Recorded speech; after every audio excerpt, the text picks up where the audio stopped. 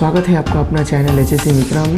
आज हम एचएससी मित्रा में जानने वाले हैं गैस टेस्टिंग के बारे में। साथ ही हम देखने वाले हैं गैस टेस्टर में कितने गैस को डिटेक्ट करता है। साथ ही हम देखने वाले हैं कौन सा अथराइज पर्सन है जो गैस टेस्ट कर सकता है, गैस टेस्टर कौन होता है।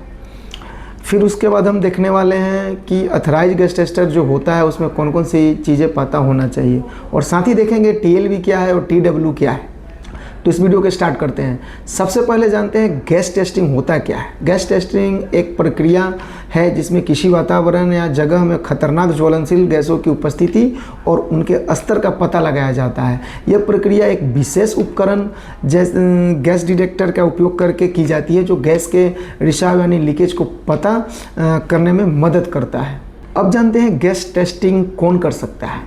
जैसे कोई वर्कर कन्फाइंड स्पेस में काम करता है, कंपनी का कोई भी एम्प्लॉई या कॉन्ट्रैक्टर या सुपरवाइजर लेवल का जो भी बंदा हो या फिर अदर जॉब परफॉर्मर हो, एरिया मैनेजर की तरफ से अथराइज होना चाहिए राइटिंग में। फिर उसके बाद satisfactory gas testing certificate complete होना चाहिए, और साथ में उसके बाद जो असेसमेंट प्रोसेस होती है उसका अप्रूवल भी उसके पास होना चाहिए।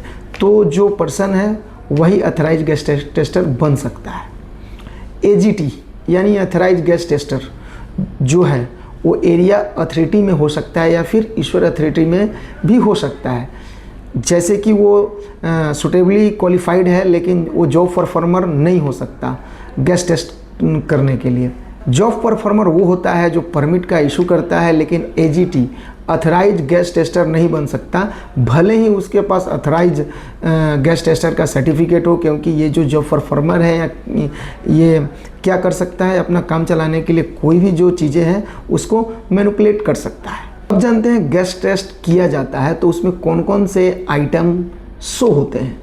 आपके पास जो गैस टेस्टर दिखाई दे रहा है इसमें 4 आइटम शो होते हैं। सबसे पहला है H2S यानी कि हाइड्रोजन सल्फाइड गैस, जिसकी रेंज जो है 4 ppm से कम होती है। LEL यानी कि लोअर एक्सप्लोजिव लिमिट, वो है जो हाइड्रोकार्बन को लेस देन 5% होनी चाहिए।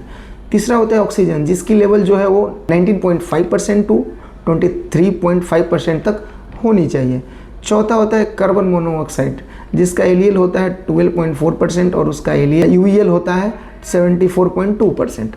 इस तरह से जब कोई एजीटी यानी अथराइज गैस टेस्टर जब गैस टेस्टिंग करता है तो ये जो 4 आइटम है वो उसमें आइडेंटिफाई करता है, उसमें जो रीडिंग है नोट डाउन करता है।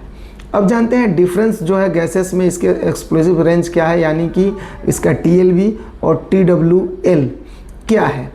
TLB यानी कि थ्रेशोल्ड लिमिट वैल्यू, इसमें क्या होता है कि जो भी गैस है उसका जो कंस्ट्रक्शन है कि उसमें जो पर्सन कंटिन्यूस काम करता है कुछ पीरियड ऑफ टाइम तक, यानी कि जो गैस है एक्सपोज कर सकता है कुछ पीरियड टाइम तक, जिसकी वजह से उतने टाइम काम करेगा तो उसको कोई भी इरिटेशन नहीं होगा या फिर उसके ऊपर कोई भी क्रोनिक इफेक्ट नहीं होगा, और उसका जो टिश्यू के ऊपर कोई भी डैमेज नहीं होगा, और उसकी वर्क इफिशिएंसी है उसके ऊपर कोई भी इफेक्ट नहीं होगा। तो हमें जानना है कि उसकी थ्रेशोल्ड लिमिट वैल्यू क्या है।